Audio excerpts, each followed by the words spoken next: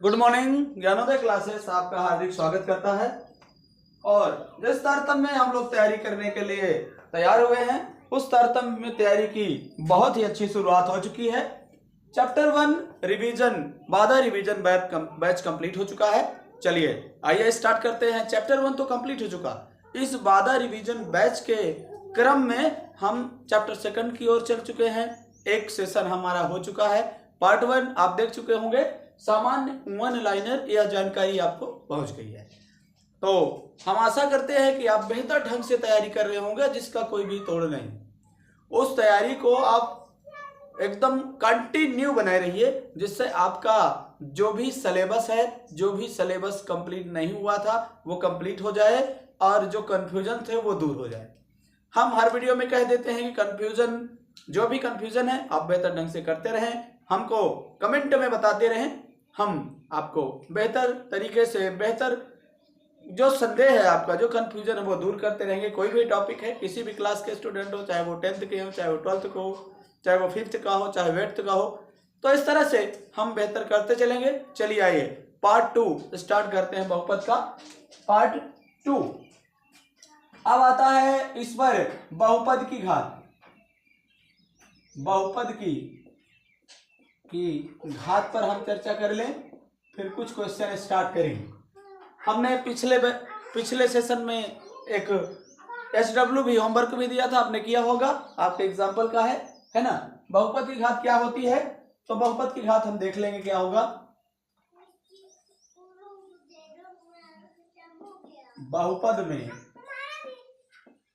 बहुपद में चर राशि की अधिकतम घात, बहुपद में चर राशि की अधिकतम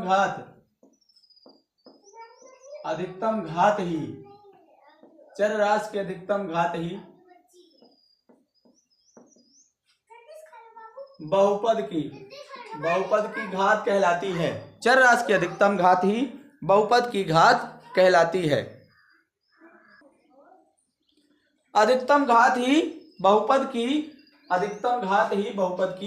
घात कहलाती है। बहुपद की घात कहलाती है।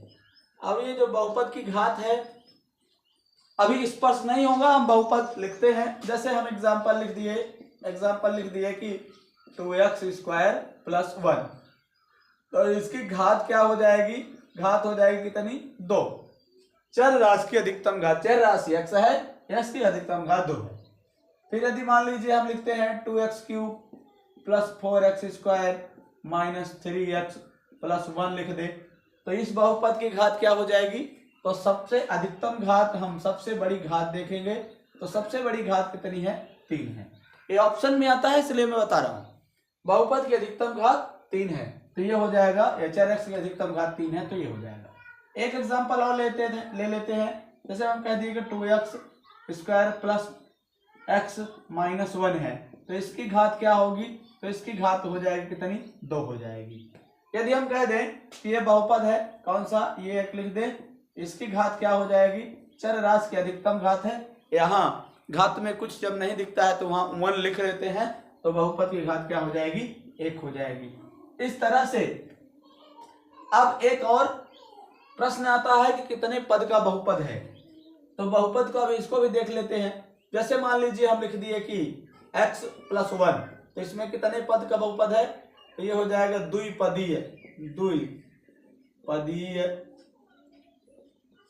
इसमें क्या हो जाएगा, 2 पदीय बहुपद, ये हो जाएगा द्विपदीय बहुपद, ये हो गया। अब यदि हम मान लीजिए x square plus x minus 1 लिख दें, तो इसमें कितने हो जाएंगे, ये त्रिपदीय बहुपद हो जाएगा, त्रिपदीय बहुपद हो जाएगा। इस तरह से ये हो जाएंगे। यदि मान लीजिए कि हम यहाँ पे लिख दें x स्क्वायर माइनस 1, तो ये क्या हो जाएगा, ये द्विपदीय होगा, लेकिन घात क्या हो जाएगा, ये द्विपदीय बहुपद होगा, लेकिन घात इसकी हो जाएगी द्विघात। अब ये द्विपदीय है, लेकिन इसकी घात क्या हो जाएगी, एक घात या रैखिक घात। और इसको लिख देते हैं x square 4x square s cube plus 4x square minus x plus minus 1 हो जाए, प्लस 1 हो जाए, कुछ भी, तो ये हो जाएगा 1 2 3 4 4 पदीय बहुपद हो जाएगा। ये तो ऑप्शनल में नहीं आएगा, ये परीक्षा में नहीं आता, लेकिन आप यदि आ जाए तो देख सकते हैं 4 पदीय बहुपदीय हो जाएगा। इस तरह से बहुपद की घात हम निकाल सकते हैं। अब आइए कुछ और चीजें देखते हैं, इंपॉर्टेंट चीजें जो हमारे ऑप्शन में या एग्जाम में आती हैं। अब आता है शून्यकों की संख्या। बहुपद में तो हो गया, बहुपद की घात हो गई। अब आता है शून्यकों की संख्या। शून्यकों की संख्या ग्राफ से कैसे निकालेंगे? तो यहां लिख देते हैं ग्राफ द्वारा शून्यकों की संख्या ज्ञात करना। ग्राफ द्वारा जो हम निकालेंगे तो शून्यकों की संख्या कैसे निकालेंगे, ये हमें निकालना है। ग्राफ द्वारा शून्यकों की संख्या ज्ञात करना। जैसे मान लीजिए कि हम कक्षा 9 में पढ़ चुके हैं, है ना, तो थोड़ी ग्राफ बना के हम बेहतर ढंग से पढ़ने का प्रयास करते हैं। चलिए पहले बना लेते हैं हम एक्स अक्ष, और ये हो गया वाई अक्ष। थोड़ा इसको हम बाई स्केल नहीं कर रहे हैं तो इधर उधर हो सकता है लाइन, तो लाइन को आप अपने ढंग से भी बना सकते हैं बाद में, लेकिन जो इंपॉर्टेंट चीजें हैं उसको देखते हैं। ये हो जाएगा एक्स एक्सिस, ये हो जाएगा एक्स माइनस डैश, यानी ये बाई हो जाएगा और ये बाई डैश हो जाएगा। ये बाई अक्ष को, ये बाई अक्ष है, ये बाई अक्ष है। अब बाई अक्ष को हम क्या कहते हैं? बाई अक्ष को कहते हैं कोट। क्या कहते हैं? कोट कहते हैं। बाई अक्ष को कहते हैं कोटि। ये बाई अक्ष है, इसको कहते हैं कोटि। और एक्स अक्ष है, एक्स अक्ष को कहते हैं क्या? भुज कहते हैं। एक्स अक्ष को भुज कहते हैं। ये हमारे ऑप्शन में बेहतर ढंग से हम इसलिए पढ़ा रहे हैं क्योंकि हमारे एग्जाम में कुछ भी पूछा जा सकता है। और ये है हमारा मूल बिंदु, जहां पर दोनों अक्ष मिलते हैं इसको कहते हैं मूल बिंदु। और मूल बिंदु का निर्देशांक क्या होता है? 0 0 0 0। मूल बिंदु का निर्देशांक होता है 0 0, है ना। सॉरी, थोड़ा सा इतना अच्छा लिखा नहीं, इसलिए हम इसको मिटा के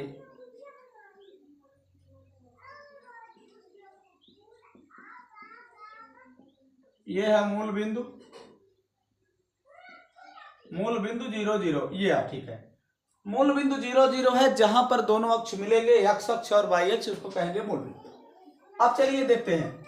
अब यदि हम शून्यकों की संख्या इसमें से निकालना चाहें, है ना, इधर ये भी जान लीजिए, यहां होता है प्लस, यहां होता है प्लस, एक्स अक्ष भी प्लस और वाई अक्ष भी प्लस। यहां ये इसको कहते हैं पहला चतुर्थांश। क्या कहते हैं? First quadrant. पहला चतुर्थांश इसको कहते हैं। पहला चतुर्थांश इसको क्या कहते हैं? और ये दूसरा चतुर्थांश होता है, इसको कहते हैं दूसरा चतुर्थांश। ये है दूसरा चतुर्थांश। यहां बाई तो प्लस में रहता है, लेकिन एक्स माइनस में हो जाएगा, एक्स अक्ष से हो जाएगा इसका चिन्ह यहां। और ये एक्स भी प्लस माइनस में रहता है और वाई भी माइनस में रहता है, तो ये क्या हो जाएगा? ये क्या हो जाएगा? तीसरा चतुर्थांश हो जाएगा। क्या हो जाएगा? तीसरा चतुर्थांश। इसके बारे में बता देते हैं। तीसरा चतुर्थांश ये हो गया। अब यहाँ एक्स तो प्लस में रहेगा लेकिन वाई माइनस में रहेगा, इसको कहेंगे चौथा चतुर्थांश, यानी फोर्थ क्वाड्रेंट। चौथा चतुर्थांश कहेंगे, इसको कहेंगे फोर्थ क्वाड्रेंट। इस तरह से हमारा जो मुख्य उद्देश्य है कि जो कोई भी क्वेश्चन छूटने ना पाए, तो बेहतर तरीके से हम लोग कर रहे हैं, इसको बेहतर तरीके से बना रहे हैं, तो ये हो जाएगा। अब चलिए जिस बात पर हम आना चाहते थे, शून्यकों की संख्या पर। अब देखिए शून्यकों की संख्या कहाँ निर्धारित होगी? एक टिप हम लिखे देते हैं एक ऑप्शन ए वन लाइनर में कि एक्स ग्राफ जितनी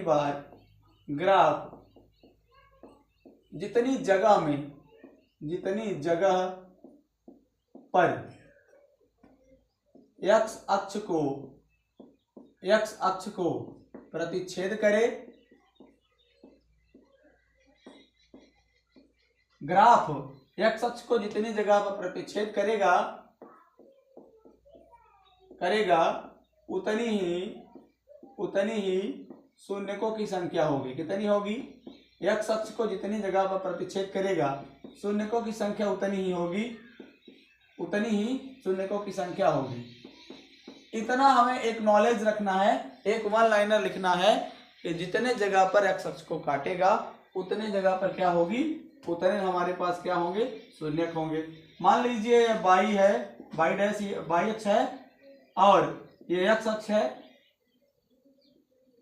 अक्ष है ये, और ग्राफ मान लीजिए कि ऐसे काट देता है, ऐसे काट दिया, ग्राफ ऐसे बनता है, तो हमारे शून्यकों की संख्या कितनी हो जाएगी? तो एक्स अक्ष पर बिंदुओं को गिनेंगे, तो हमारे पास कितने बिंदु पर ग्राफ काट रहा है? तो देख लीजिए 1 2 3 4, तो क्या हो जाएगा? शून्यकों की संख्या हम क्या लिख देंगे? शून्यकों की संख्या क्या हो जाएगी? 4 हो जाएगी। इस तरह से हम कर सकते हैं। दूसरा, यदि हम बनाए ग्राफ, एक दो और ग्राफ बना देते हैं। जैसे मान लीजिए कि हम दूसरा ग्राफ बना रहे हैं, अब हम कह दिए कि ऐसे बन गया, ऐसे ग्राफ बन गया, तो क्या है, एक्स अक्ष को यहाँ पे काट दिया, एक्स अक्ष को यहाँ पे काट दिया, ये वाई अक्ष है और ये एक्स अक्ष है। अब आप देख लें, वाई अक्ष है और एक्स अक्ष को, दोनों को देख लें, एक्स अक्ष को कितने जगह पे काट दिया, ग्राफ काट दिया 2 जगह पे, तो शून्यकों की संख्या क्या हो जाएगी? ये हम लिख लेते हैं, शून्यकों की संख्या क्या हो जाएगी? शून्यकों की संख्या हो जाएगी 2। क्यों? क्योंकि एक्स अक्ष को 2 जगहों पर ग्राफ ने काट दिया, ग्राफ काट दिया है कि एक्स अक्ष को 2 जगहों पर, अर्थात ग्राफ जितनी जगहों पर एक्स अक्ष को काटेगा वो सभी बिंदु क्या कहलाएंगे? शून्यकों की संख्या कहलाएंगे। इतना कॉन्सेप्ट क्लियर हुआ। अब आगे चलते हैं, जो क्वेश्चन हमारे एग्जाम्पल में है या फिर एक्सरसाइज में है। चलिए देख लेते हैं कितना क्या हम कर सकते हैं। तो चलिए, जो क्वेश्चन है हमारे पास, उन क्वेश्चंस को हम सॉल्व कर लेते हैं। जो बहुपद है, एक बहुपद क्वेश्चन दिया है, क्वेश्चन क्या है, क्वेश्चन और सॉल्यूशन हम लिखेंगे। क्वेश्चन ये है, बहुपद, हमने इसको SW में भी दिया था, बहुपद x² + 7x + 10, ये बहुपद है कि शून्यक ज्ञात कीजिए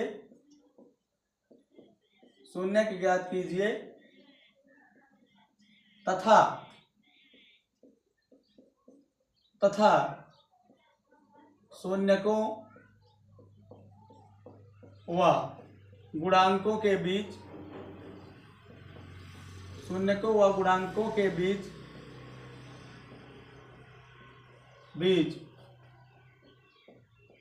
संबंध के सत्यता की जांच कीजिए। क्या करें? शून्यक ज्ञात करें और शून्यकों और गुणांकों के बीच जो संबंध है उसके सत्यता की जांच करनी है। तो चलिए आइए देख लेते हैं हम क्या करेंगे। पहले तो बहुपद लिखेंगे, सॉल्यूशन जो है हमारे पास, क्या करेंगे, लिख देंगे कि दिया हुआ बहुपद निकाल लेंगे, लिखेंगे। तो बहुपद क्या है? x² + 7x + 10 है। अब हम क्या करेंगे, फर्स्ट और लास्ट का गुणा करते हैं, तो ये हो जाएगा 10x²। तो हम ऐसे 2 नंबर से जुड़े जिनका हम गुणा कर दें तो 10 आ जाए, 10x² आ जाए, यानी 10 आ जाए, और यहाँ पे प्लस है तो प्लस कर दें तो 7 आ जाए।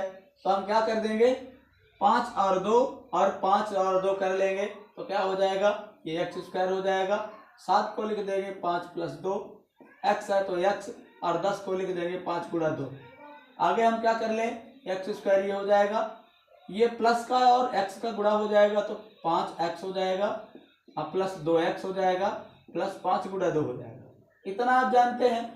बहुत दिन से आप करते आ रहे हैं, बहुत ढंग से करते आ रहे हैं। तो यहाँ पे हम इसको ना लिखें, कॉमन लेना जो स्टार्ट कर दें, इन दो पदों में कॉमन ले लें, इन दो पदों में कॉमन ले लें, तो x दोनों में कॉमन है तो x बाहर हो जाएगा, एक x यहाँ बचेगा और प्लस 5 बच जाएगा, प्लस 2 यहाँ दोनों में दिख रहा है तो 2 कॉमन ले लें, x बच जाएगा प्लस 5 बच जाएगा, ये हो जाएगा x प्लस 5 हो जाएगा, और यहाँ x बचा है तो x हो जाएगा, यहाँ 2 बचा है तो प्लस 2 हो जाएगा। इस तरह से x प्लस 5 x प्लस 2 हमारे गुणनखंड आ गए। अब शून्य को ज्ञात करने के लिए लिखेंगे शून्यकों के लिए, शून्यकों के लिए तो क्या करेंगे, शून्यकों के लिए x प्लस 5 इक्वल टू 0 लिखेंगे व x प्लस 2 इक्वल टू भी 0 लिखेंगे। तो x की वैल्यू हमारे पास आ जाएगी -5 और x की वैल्यू भी आ जाएगी -2।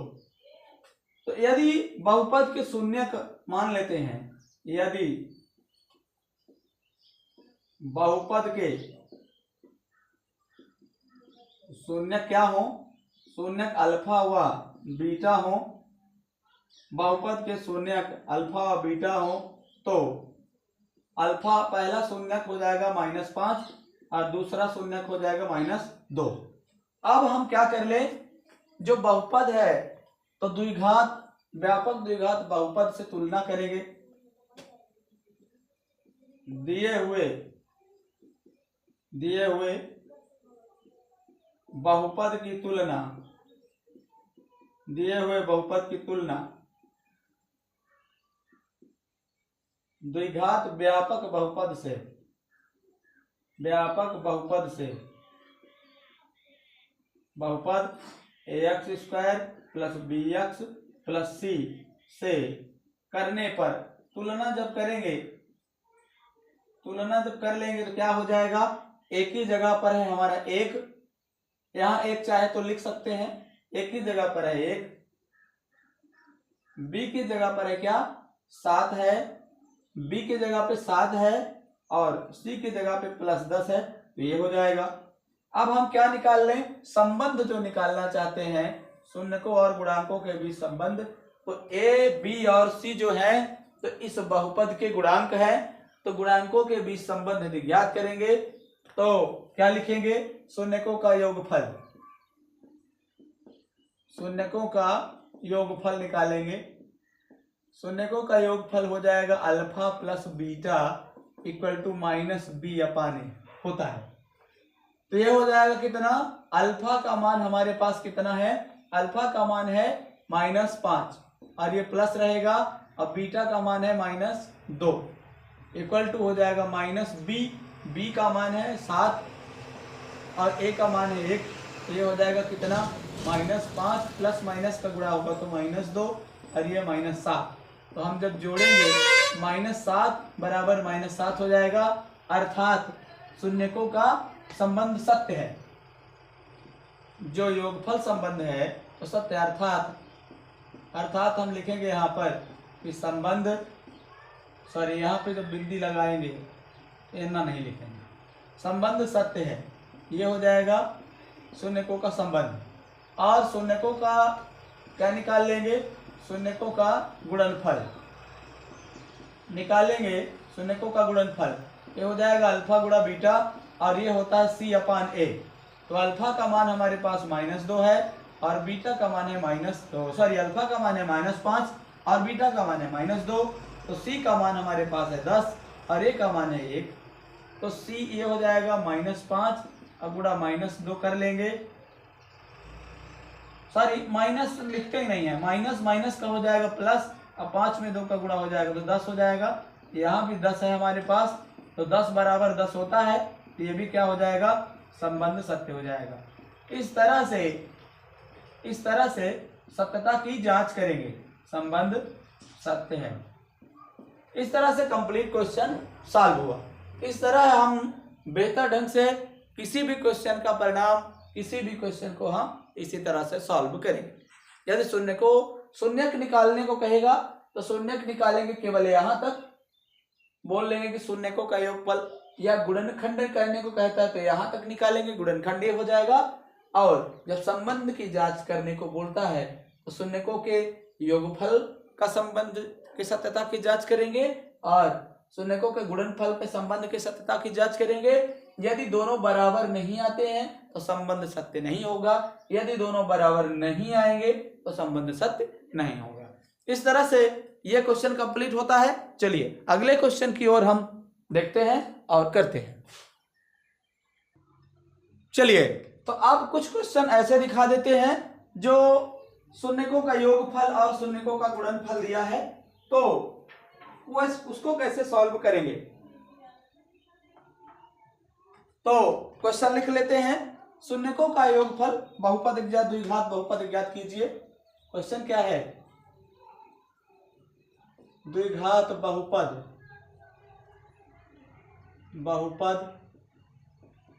ज्ञात कीजिए। द्विघात बहुपद निकालने को बोला है, ज्ञात कीजिए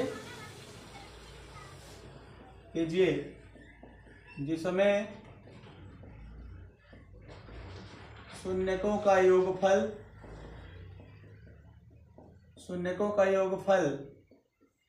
-3 व गुणनफल 2 हो। क्या करना है, द्विघात बहुपद हमें निकालना है जिसमें शून्यकों का योगफल -3 हो और गुणनफल -2 हो। हमने याद कीजिए, मैं पहला सेशन जब बैच बाधा रिवीजन बैच चैप्टर 2 का बहुपद का हमने निकाला था, तो क्या है द्विघात बहुपद ज्ञात करने का सूत्र, तो हम लिख देते हैं और उसी से सॉल्व करते हैं। सलूशन निकालेंगे। द्विघात बहुपद ज्ञात करने का सूत्र क्या हो जाएगा। द्विघात बहुपद ज्ञात करने का सूत्र क्या होगा, x² होता है माइनस शून्यकों का योगफल होता है, हिंदी से भी लिखे देते हैं, उसमें अल्फा बीटा लिखे थे। शून्यकों का योगफल ऐसे आप देख सकते हैं, शून्यकों का योगफल x और प्लस शून्यकों का गुणनफल होता है शून्यकों का गुणनफल, वो शून्यकों का योगफल था और ये शून्यकों का गुणनफल है।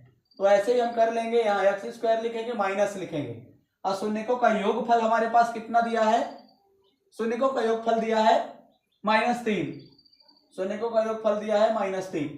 अब यहाँ थोड़ा और भी लिख लेना है, आपको थोड़ी मिसिंग तो कर ही दिए, यहाँ पे लिखना है कि दिया है शून्यकों का योगफल ये है, शून्यकों का गुणनफल ये है, फिर ये सब लिखेंगे। नहीं तो हम लिख देते हैं एक लाइन में, दिया है शून्यकों का योगफल, यहाँ पे लिख सकते हैं, जो दिया है उसको लिखना पड़ेगा शून्यकों का योगफल।